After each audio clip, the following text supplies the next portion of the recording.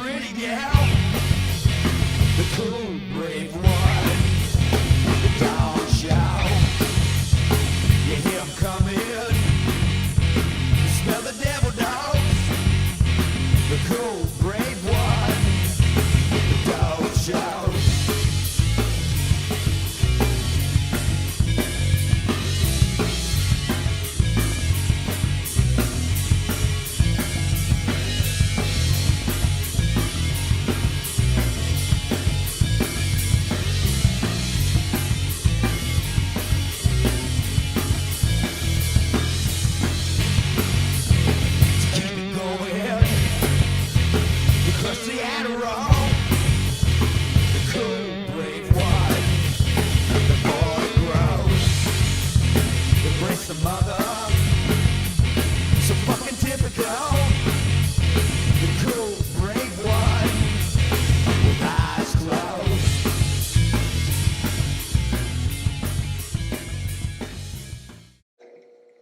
There's a hell of a story behind the January 1977 disappearance of Melanie Flynn from Lexington, Kentucky. It's a story not told in Sally Denton's The Bluegrass Conspiracy, an inside story of power, greed, drugs, and murder, first published in 1990. What I've uncovered through old newspaper articles, interviews, and a weird, unyielding persistence should, after 45 years, take the suspicion off a man who may not be a saint, but who is, I believe, innocent of anything to do with Melanie's disappearance. That man is Bill Canan. I'm assuming if you're watching this, you have a basic knowledge of the Bluegrass Conspiracy as described by Sally Denton. And if you were like me, you believed Bill Canan was most likely responsible for Melanie's disappearance. You probably believed Drew Thornton in some way helped, and that fellow policeman John Bizzack covered the whole thing up. Well, you would have got 1 out of 3 right. John Bizzack was definitely involved in a cover-up, but it wasn't to help Canan and Thornton. Important clues about the Flynn case were sitting within chapters 1 and 2 the entire time. I missed them all. Melanie had been traveling to the Caribbean. Mario Crespo, Cuban-born horse breeder / film producer and Melanie's traveling companion, was under investigation by the FBI for using young pretty girls to extort and blackmail politicians. Ralph Ross theorizes Melanie was on the verge of exposing the extortion and blackmail ring that had compromised dozens of public officials. What extortion and blackmail ring, you ask? Exactly.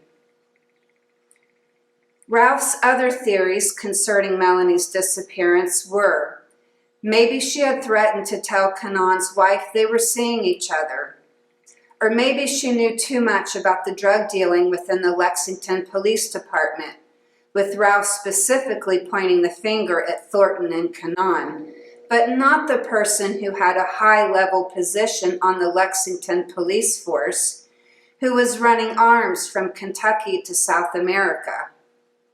Ralph decided he had inadvertently landed in the middle of a CIA deal on that one, glosses over the fact he literally lost an informant over it, and he never says if he or his body is found, and keeps the name of the high-level policeman secret while continuing to castigate Canan and Thornton. The high-level police officer involved in arms trafficking and the political blackmail and extortion ring Ross knew Melanie was informing on, I think they are directly connected. In fact, Melanie and Ralph's informant both disappeared right around the same time. Why do you think Ralph Ross and Sally Denton ignored this very valuable line of inquiry? For the answer to this question, we'll have to examine the only major scandal to hit the Julian Carroll administration. But before we do, there's a few other things you need to know that were misrepresented in Denton's book. John Bizzack and Ralph Ross were more friendly to each other than we were led to believe. And it seems impossible that John Bizzack could have been covering up Melanie Flynn's disappearance for Bill Canan, because John Bizzack and Bill Canan were at war. A May 8, 1979 article in the Courier-Journal provides the first clue that Bizzack and Ross were more friends than enemies and had to defend themselves from allegations of corruption from none other than Bill Canan himself. The article reads that Bill Canan said 2 state police officers illegally entered an advertising agency in 1974 as a Metro police officer stood guard outside. So Ross and Bizzack's working relationship goes back to at least 1974. And it took just 3 months for those accused of wrongdoing by Canan to turn the tables and launch an all-out blitzkrieg on Canan's credibility, his job, his life, culminating in a not wholly accurate book that would earn the whole affair the colloquial title, The Bluegrass Conspiracy. Bill Canan may have been no saint, but he was over target when he raised the alarm about Fayette Urban County government employees engaging in wrongdoing and cover-ups. In the July 9, 1979 Herald Leader article, Canan, the accuser becomes the accused, Canan says Larry Roberts, the Fayette County prosecutor, should not handle the case because the people involved in the crimes are personal friends of his who, in the past, he indicated he would not prosecute based on the same evidence he has before him now. Remember Larry Roberts. We're going to come back to him and those personal friends in a little bit. Not only were Ralph Ross and John Bizzack on the same side, but they had a common interest, their contempt for Bill Canan. The depth of how differently Denton portrayed these relationships in the book versus how they actually were in real life cannot be denied. And it gets worse. Police Chief Freeman and Assistant Chief Fryman are now trying to take Canan's job after he accuses them and others of corruption. You'll remember it was common knowledge Melanie Flynn had at some point worked as an informant for Bill Canan. You can see then why I find Canan's testimony to the Fayette Urban County Council in July of 1979 so chilling. The council wants Canan to name his informants who can corroborate his allegations of corruption and cover-ups within the Lexington Police Department. The article from the July 24th Courier-Journal reads, Canan testified that he feared for the lives of the informants if he named them.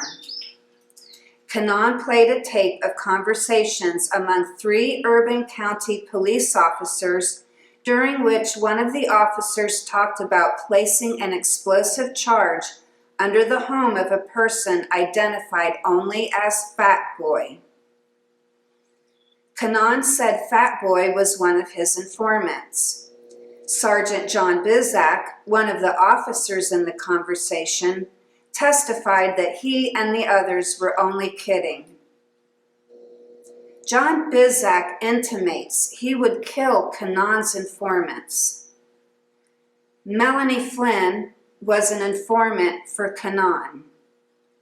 Do you see where I'm going with this? These articles prove John Bizzack couldn't have been covering up murders and disappearances for Canan and Thornton, contrary to what we've been led to believe. I think it proves Bizzack had a deadly vendetta against Canan, and Canan is trying to protect his and his remaining informants' lives.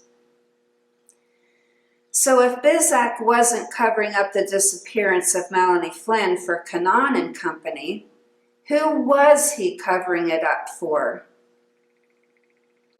In the summer of 1978, a reporter from the Courier-Journal broke the story that Kentucky Democratic Chairman Sonny Hunt Jr., former State Highway Chief John C. Roberts, and John Bizzack of Bizzack Construction, and the father of Lexington Police Detective John Bizzack, were involved in a questionable business deal involving a private island in the Caribbean off the coast of Belize.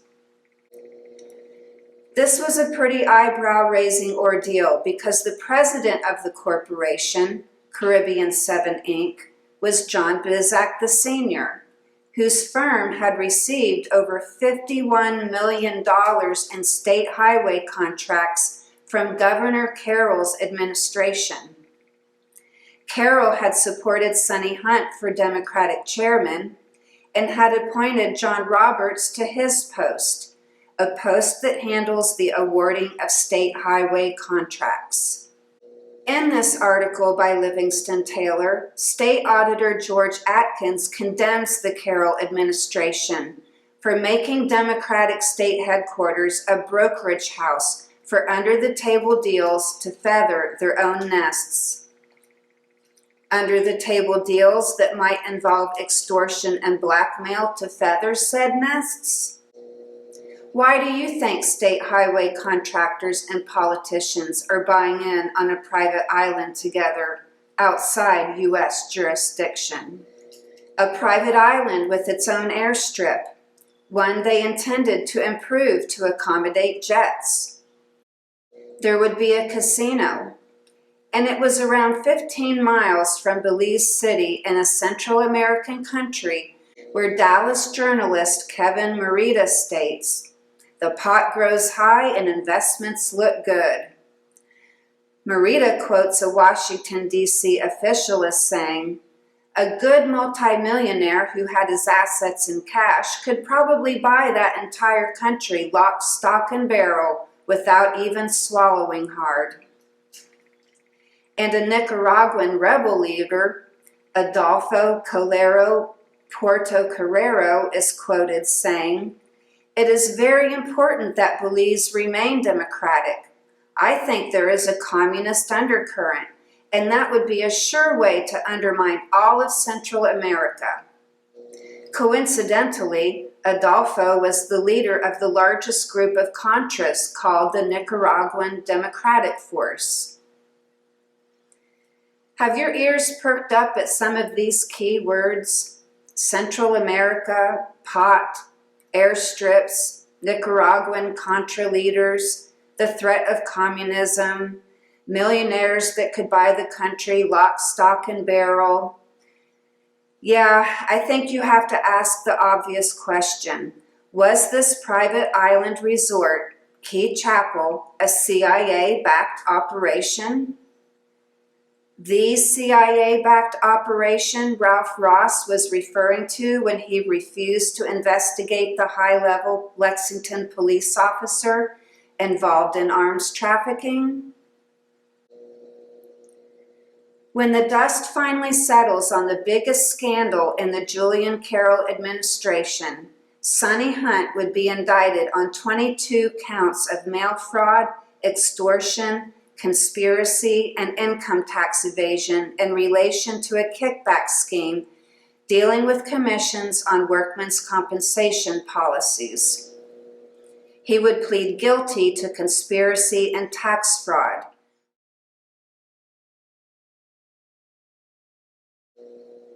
We would never hear about the private island again, or any of the others involved in its purchase. How were the Bizzacks? For brothers Lewis and Lawrence were also members of the corporation. John Roberts, Paul Hamilton, another highway contractor and coal operator, and James Whitten, a Carroll-appointed judge, able to escape the scandal unscathed. Remember what Denton said about Mario Crespo's girls compromising politicians for the purposes of extortion and blackmail? The August 7th, 1982 Courier-Journal states, Mr. Hunt, already sentenced to 3 years, has chosen to accept as much as 18 months of additional confinement as a penalty for mafia-style loyalty to his former cohorts. Former Governor Julian Carroll has told the grand jury that he might incriminate himself if he so much as admitted he was once the governor of Kentucky. I don't believe Mr. Hunt was exhibiting mafia-style loyalty. I think Mr. Hunt was exhibiting the behavior of a man who fell on the sword of blackmail. If this was the only major scandal to rock the Julian Carroll administration, and we know Mario Crespo was under FBI and state investigation for political extortion and blackmail of state politicians, and Melanie was a constant companion of Crespo, and they were traveling to the Caribbean together, and Key Chapel is in the Caribbean, and we know Melanie was an informant not just for Lexington police, but for other agencies as well. And more importantly, Ralph Ross had knowledge she was working in some capacity to expose the extortion and blackmail ring. Well, you don't have to be a genius to put 2 and 2 together that the Caribbean 7 private island scandal had to be directly connected to the disappearance of Melanie Flynn. It is the only logical explanation for John Bizzack's refusal to properly investigate Melanie's disappearance. A vast family fortune and peril, plus his daddy and uncles may have been facing prison. Not only would that give him motive to not investigate her disappearance, but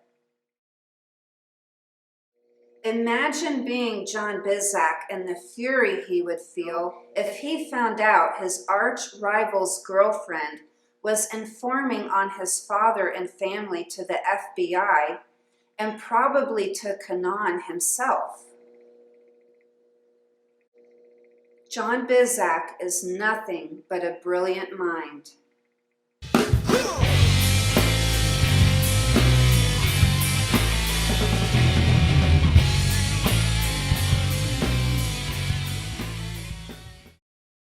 Was Melanie set up on a routine informant job for the Lexington police with the intention of the job getting her killed? The targets of the investigation would have been Dr. C. Elliott Ray and his wife Nancy. Dr. Ray and his wife lived in Harrodsburg Square Apartments in Lexington. The Herald Leader reported in January of 1978 that Melanie had been staying at Harrodsburg Square Apartments for about a month before she vanished. Tom Carr, the apartment owner, said she stayed there 3 or 4 nights a week because she told him she wasn't getting along with her parents. In my opinion, this was her cover story for being at the apartments in order to do her work as an informant. The time at Harrodsburg Square would be the beginning of the end, not only for Melanie, but for Dr. C. Elliott Ray as well. In a month or less, Melanie would disappear after work, reportedly on her way to a doctor's appointment. By this time, Melanie would have been at Harrodsburg Square long enough to compromise Dr. Ray and his wife in her position as an informant for the Lexington police, if that was indeed what she was doing. If so, unbeknownst to her, she's collected the very material that will allow her enemies to make sure she ends up gone. Let me explain. Melanie and Canan's enemies within the Lexington Police Department know Dr. Ray's father-in-law, Charles Bowles, is a very bad man. I ask, did these enemies take the evidence gathered by Melanie from informing on Dr. Ray and his wife and make sure Charles Bowles was aware of that material and investigation, knowing how a man like him would react? If so, it is just about the perfect crime. A man like Charles Bowles is not going to let Melanie D. Flynn put his baby girl in prison. If I'm right, well played, column of corruption in the Lexington PD, well played. In tandem with the disappearance of Melanie Flynn, Dr. Ray and his wife soon separate, with Dr. Ray filing for divorce from his wife and not the other way around. What would make Dr. Ray want away from his spouse so quickly after Melanie's disappearance? 2 months later, Dr. Ray is dead of 4 gunshots to the face. In the January 1978 article, Tom Carr says that he heard Dr. Ray was involved in drugs and gambling. His sister, Susie Carr, stated she thought Melanie knew Dr. Ray, and her brother added, "It really makes you wonder when one person you know turns up murdered and another is missing." That's the understatement of 45 long years. Cue John Bizzack in his recurring role of cover-up cop. He tells the Herald-Leader he could find no link between Melanie Flynn's disappearance and the murder of Dr. Ray.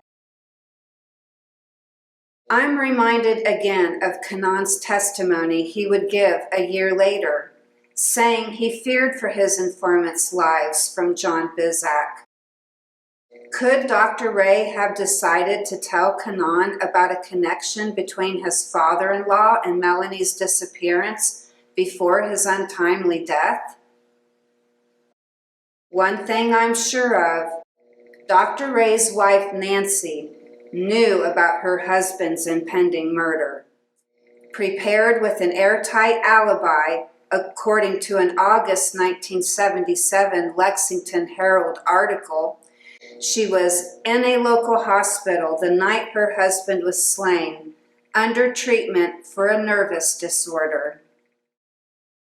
Then she attempts to dodge grand jury testimony, as shown in a News Democrat and Leader article dated May 16, 1977.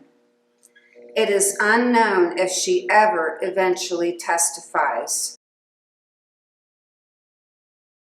Nancy's daddy is later indicted for the murder by a grand jury, but within a month, the Lexington Herald reports Commonwealth Attorney Larry Roberts drops the charges against Charles Bowles, saying there wasn't enough evidence to build a case against him. Remember Canan pleading with the Urban County Council to consider that Larry Roberts had a conflict of interest when it came to his friends like John Bizzack? First, Bizzack quashes the question of any link between the murder of Dr. Ray and Melanie Flynn. Then Larry Roberts lets Bowles go on the murder charges. How do you thank someone for cleaning up a very big mess? The smaller the space to fill with your running, the smaller the space to fill. Well, John Carpenter is going to definitively help us solve Dr. C. Elliott Ray's murder today. I'm talking about the John Carpenter, director of horror movie classics Halloween, Christine, They Live, you know the guy. It turns out John Carpenter lived in Bowling Green as a kid. It turns out John Carpenter dated Charlie Bowles' daughter, the same daughter who would marry Dr. Ray. I found a 2014 interview Carpenter did with Matt Arts of HalloweenDailyNews.com. Of interest to me was a character's line Carpenter was discussing from his 1978 movie Halloween, a line that went like this.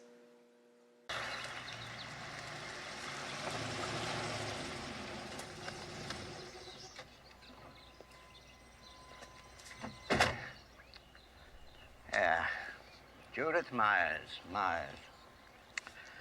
Row 18, plot 20. Yeah, you know, every town has something like this happen. I remember over in Russellville, old Charlie Bowles, about 15 years ago.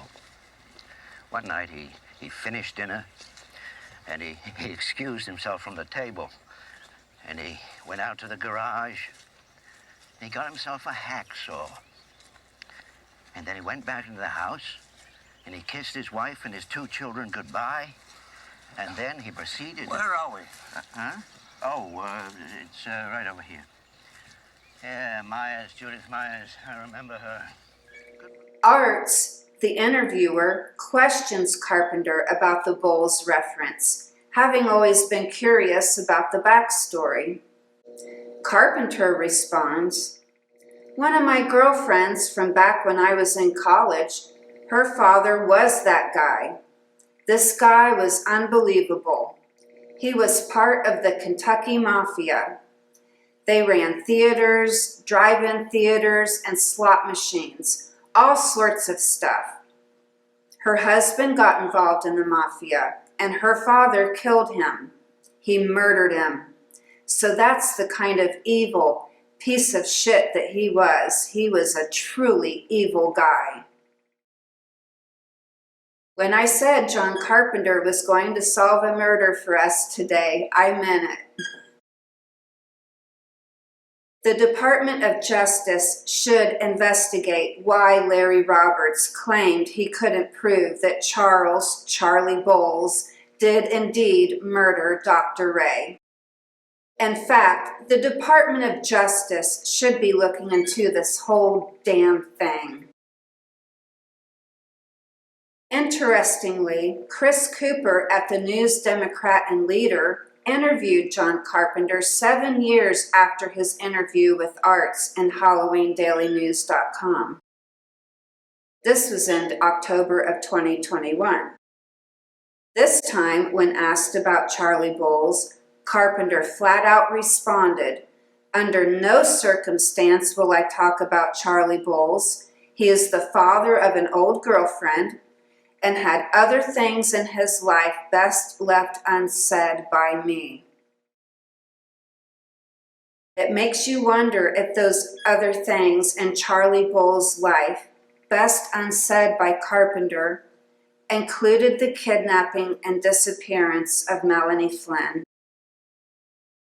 Either Carpenter seems to know more about Charlie Bowles' crimes than the Commonwealth of Kentucky, or the Commonwealth of Kentucky has some serious skeletons in its closet. The small of the space to fill with your falling. The small of the space to fill. Would you like to see if any of this new, old information fits in with any of Mary Shasta's visions? Mary Shasta was the Lexington psychic who attempted to help authorities find Melanie. Mary Shasta keeps dreaming of Melanie's body being underwater. She dreams of a specific location, a boardwalk. Okay, you would typically find those at beach locations. Maybe a location like Key Chapel. She speaks of a large, fat man tending bar. Maybe that's Fat Boy, one of Canan's informants that John Bizzack threatened to kill. She also speaks of several men gathered around a large table. They were extremely tense, and it seemed to be a frightening atmosphere. It sounds like a scene straight out of Caribbean 7. scratching their heads, figuring out a way to make the private island scandal the Sonny Hunt scandal, instead of the Governor Carroll, Bizzack, Roberts, Hamilton, Witten scandal. Mary Shasta says she sees Melanie in swirling, muddy water. The name Belize stems from the Mayan word Balix, which means muddy waters, referring to the Belize River. The psychic envisions divers in a lake who were searching for Melanie, and their wetsuits were constantly being torn by cone-shaped obstacles. They were concerned rising water would make the body bag surface. A little bit about the geography of Key Chapel. It is adjacent to the second longest barrier reef in the world.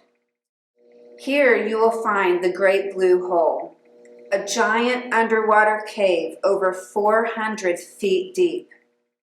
Part of that magnificent barrier reef, you can imagine all the coral located here. Mary Shasta dreams about an underwater rock cliff, rock formations, and a deep horseshoe cavern. Is she dreaming about the Great Blue Hole? Could coral be the conical objects tearing at the divers' suits? Is an approaching hurricane the cause of concern over rising water? The Great Blue Hole, indeed a deep cavern, resembles a horseshoe-shaped lake surrounded by ocean when viewed from the air. Shasta believes her visions are about Harrington Lake. Interestingly, though, just like Kentucky, the rock formations of the Great Blue Hole are two karst limestone formations known for housing spectacular cave systems. Mary Shasta mentioning Melanie's remains in a body bag is noteworthy, as it is consistent with how these bluegrass players would transport drugs and weapons. Hiding contraband within cadavers, they would then fly to other locations for delivery, a scheme that began in Vietnam and is still used to this day. A scheme people directly linked to the Bizzacks were involved in, according to a CIA source I interviewed in 2018. These are all interesting coincidences as far as matching the Key Chapel theory to Mary Shasta's visions. Now here's where the coincidences get downright uncanny. Mary Shasta sees Melanie stuffing a 3x5 white index card into a hidden location in an unknown bedroom. On the card were written the letters Z, C, and B, and some numbers Mary Shasta could not recall. Z, C, B.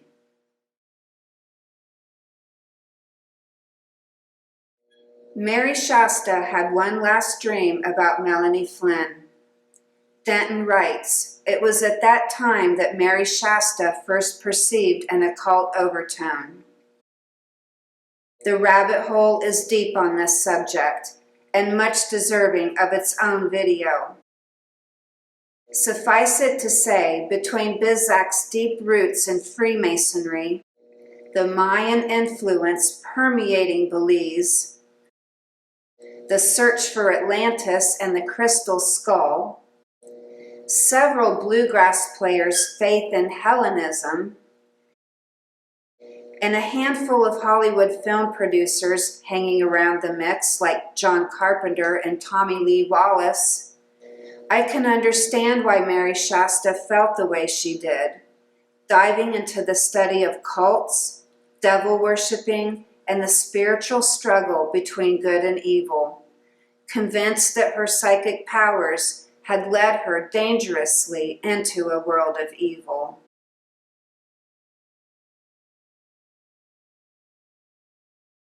Section 552 of Title V of the United States Code, Part B7, specifically states records that could reasonably be expected to disclose the identity of a confidential source are exempt from disclosure to the public. This law permits agencies like the FBI and Department of Justice to escape all criminal and civil liability from families of victims harmed or killed while working as informants. Because the agencies cannot be compelled under law to confirm that the victims were indeed informants. With laws like these, the epidemic of missing persons and unsolved murders will only exponentially grow, not resolve. With laws like these, it really makes it hard to tell who the good guys really are.